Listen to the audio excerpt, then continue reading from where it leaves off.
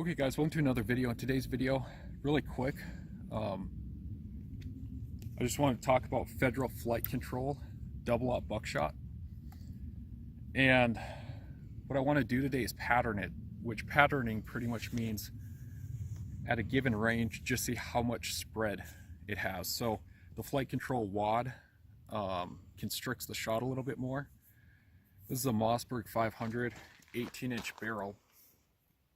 And I have it, the tube loaded right now, and I just have a 2x4 foot piece of cardboard down there. So we'll take a shot, we'll walk to the target, and we'll see what it looks like. And if I didn't mention, we're at about 10 yards, which is a pretty realistic distance.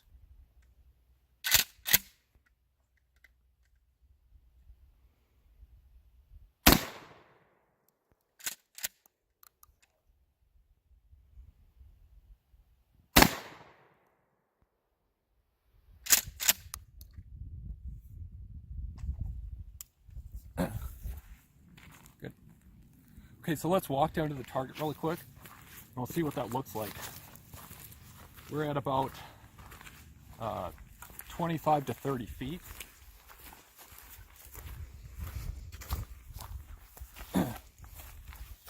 I put these dots here just to put my bead sight on. So the first shot, I was aiming about here, and we have 1, 2, 3, 4, 5, 6, 7, 8. Roughly the size, about a 2-inch spread. These are just the wad hitting the target.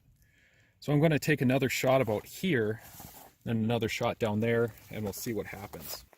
So we were at 10 yards or 30 feet. Now we're at 7 yards, which is kind of that typical, a lot of people shoot pistols from this range. So we're at 7 yards, and then we might go a little farther back. So we'll take a few more shots.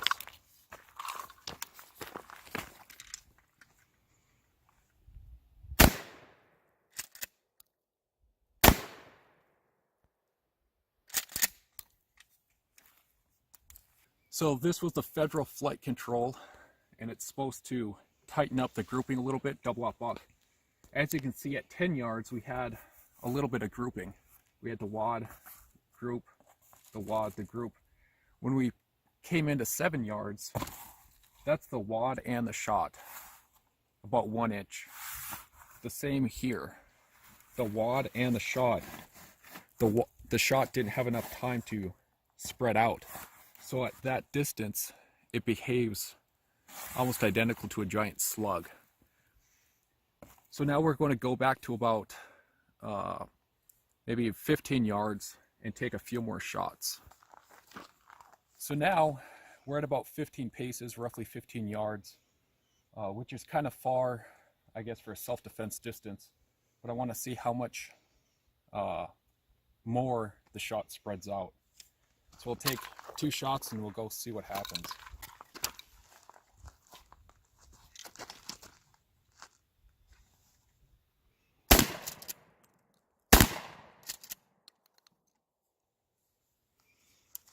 So before I took those shots, I just put some circles around our previous shots, and I was aiming, you know, just center for both shots. And it's 8 pellets per. So you have 1, 2, 3, 4, 5, 6, 7, and probably 8 in about 2.5 inch, maybe 3 inch. And you can see the second shot, roughly the same. Okay, so as you saw, we first shot at 10 yards, then we moved into 7 yards, moved out to 15 yards. And you can see even the difference between 10 yards and 15 yards, that group didn't spread out all that much. And this is an 18.5 inch cylinder bore, meaning there's no choke in it, and there's no capability of accepting any type of choke. And that load, it's the Federal FlightControl double-aught buckshot. And I've heard a lot of people recommend that for home defense.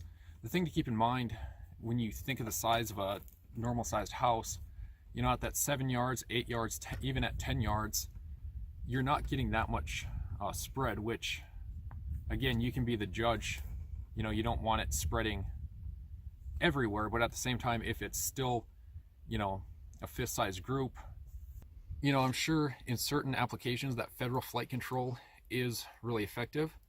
I'm going to be buying some probably number 4 standard buckshot and double-aught buckshot standard, not the flight control, because for me and my applications, that flight control sort of constricts the shot too much, and certain loads of double-aught buckshot might spread it out too much. So you kind of have to buy a few different types. Every shotgun's different. Barrel length, whether or not it's choked, all those things come into play. But for me, 7 yards, 10 yards, even 15 yards, at 7 yards, it was that big, so you're pretty much shooting a slug and you kind of lose the advantage of the scatter gun.